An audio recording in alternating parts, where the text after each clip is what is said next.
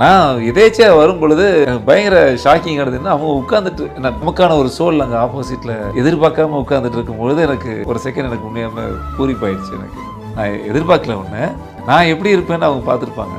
நான் சரியாக இருந்திருந்தாலும் சரியா இல்லாட்டியும் வெளியே என்னவா எப்படி விளையாடுனீங்கன்னு சொன்னாங்களா? பார்த்துட்டு சொன்னாங்க. என்ன சொன்னாங்க? நானாக இருக்கிறதுல மகிழ்ச்சிங்கிறது தான் எனக்கு எப்பவுமே. அதாவது அவங்க சொன்னது என்னென்னா, நீ எப்படி இருந்த எப்படி இருக்கங்கிறத விட கெட்ட பேர் இல்லாமல் நம்ம இந்த மாதிரியான இடங்களில் அவங்க என்கிட்ட சொன்னதை சொல்கிறேன். ஸோ அதில் வந்து நான் வந்து நீயாக இருந்த, ஏன்னா என் கூட இருக்கிறதுனால என்னை பற்றி அவங்களுக்கு தெரியும். மற்றவங்களுக்கு வேணால் அது நான் யார் என்னங்கிறதுல நிறைய முரண் இருக்கலாம். பட் அவங்களுக்கு என்னை பற்றி தெரிஞ்சதுனால நீயாக இருக்கிறது எனக்கு ரொம்ப மகிழ்ச்சி தான் அப்படிங்கிற விஷயம் தான் அவங்க சொன்னது. லவ் கண்டென்ட் ஒன்று அது யூஸ்வலாக நடக்குது. அது ஒரு அழகாக நீங்கள் ஒரு இடத்துல சொல்லியிருப்பீங்க, ஐயா அது கண்டென்ட் அப்படின்றது ரஞ்சித் சாரே சொல்லிட்டாருன்னு வச்சுக்கோங்களேன். இப்போ லவ் கண்டென்ட்ற ஒரு விஷயம் போதில்ல. விஷால் கூட இவ்வளோ நாள் இருந்ததுனால கேட்குறேன், என்ன நினைக்கிறீங்க விஷாலை பற்றி? இல்லை, விஷால் உண்மையாகவே ரொம்ப ஃபன்னான தம்பி. நான் ஒர்க் பண்ணியிருக்கேன், பழகியிருக்கேன். ரொம்ப இனிமையாக வச்சுப்பான், செட்டில் இனிமையாக இருப்பான். தான் கூட 10 பேர் இருந்தால் கூட நல்லா பழகுவார், அன்பாக இருக்கக்கூடிய ஆள் தான் விஷால். எனக்கு ரொம்ப பிடிக்கும் விஷாலை. ஆனால் அந்த அந்த பாசம் அப்படிங்கிற விஷயம் வந்து நான் இப்போ கூட சொல்லியிருந்தேன். நம்ம லவ் ஒருத்தரை நம்ம நேசிக்கிறோம் அப்படிங்கிறது வந்து எல்லாத்து மேலேயும் இருக்கும். இப்போ இந்த வீட்டில் டக்குன்னு ஒரு 4-5 பேர்த்து மேலே பாசமாக இருக்கும்.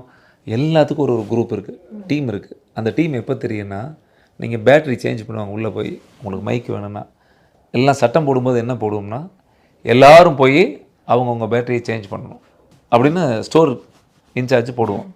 ஆனால் போகும்போது அவங்க ஃப்ரெண்டுகளுக்கு 2 எடுப்பாங்க. அப்போ நான் போய் கரெக்டாக பார்ப்பேன், யாருக்கு எடுத்திருக்கா, இதெல்லாம் உங்களுக்கு டீமாக தெரியலையாடா, இதில் மட்டும்.